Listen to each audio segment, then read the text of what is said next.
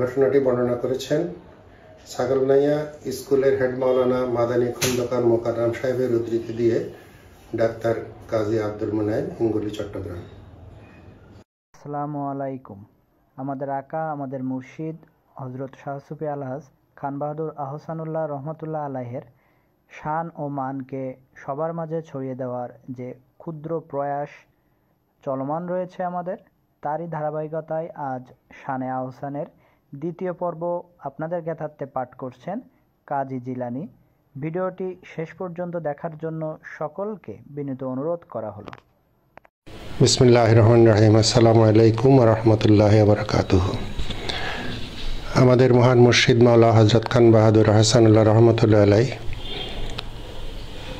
তার জীবদ্দশায় অনেক অলৌকিক ঘটনা ঘটেছিল। তার কর্মজীবন, আধ্যাত্মিক জীবন ইত্যাদিতে অনেক ঘটনা আমাদের কাছে প্রকাশ পেয়েছে, যেগুলি তার জীবদ্দশায় প্রকাশ করা নিষেধ ছিল অনেকের উপরেই। তার ইন্তেকালের পরে আমরা সেই সমস্ত ঘটনাগুলি সংগ্রহ করে পুস্তক আকারে প্রকাশ করেছিলাম। সেখান থেকেই আমি একটি ঘটনা পড়ে শোনাচ্ছি। আহসান আল কাসাস,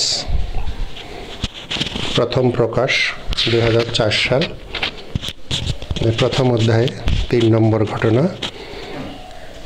আমাদের পেয়ারা নবী মুহাম্মদুর রাসূলুল্লাহ সাল্লাল্লাহু আলাইহি ওয়াসাল্লাম যখন রাস্তা দিয়ে হাঁটতেন, তখন একখণ্ড মেঘ এসে তাকে ছায়াদান করত। রাসূলের নূরে নূরান্বিত, গুণে গুণান্বিত এবং তার আদর্শে উজ্জীবিত আমাদের হযরত পীর কেবলা রহমতুল্লাহ আলাইহি এর জন্য আল্লাহ রাব্বুল আলামিনের তরফ থেকে সমস্ত প্রকৃতি যেন তার খেদমতে নিয়োজিত থাকত। হযরত পীর কেবলা রহমতুল্লাহ আলাইহি চাকরি জীবনে বর্তমান ফেনী জেলার ছাগলনাইয়া হাই স্কুল পরিদর্শন করতে গেলেন। তিনি সেখানকার ডাক বাংলোতে অবস্থান নিলেন। বিকেলে একটা বটগাছের নিচে বসার আয়োজন করা হলো। স্থানীয় থানা কর্মকর্তাগণ সবাই এলেন। ফেনী থেকে কর্মকর্তারাও এলেন তার সঙ্গে সাক্ষাৎ করার জন্য। হযরত পীর কেবলা রহমতুল্লাহ আলাইহি যে চেয়ারে বসলেন, গাছের পাতার ফাঁক দিয়ে সেখানে রৌদ্র পড়ছে। স্কুলের শিক্ষকরা ভাবছেন ডিভিশনাল ইন্সপেক্টর খান বাহাদুর সাহেবের গায়ে রোদ লাগছে, চেয়ারটা কিভাবে সরিয়ে দেওয়া যায়, কিন্তু বলতে সাহস পাচ্ছেন না। এরই মধ্যে দেখা গেল ছায়া হয়ে গিয়েছে। তারা উপরের দিকে তাকিয়ে অবাক বিস্ময়ে দেখলেন দুটি ঘুঘু পাখি পাশাপাশি ডালে বসে পাখা মেলে দিয়ে গাছের পাতার ফাঁক বন্ধ করে দিয়েছে। পরদিন বিকেলে আবার সবাই বসলেন।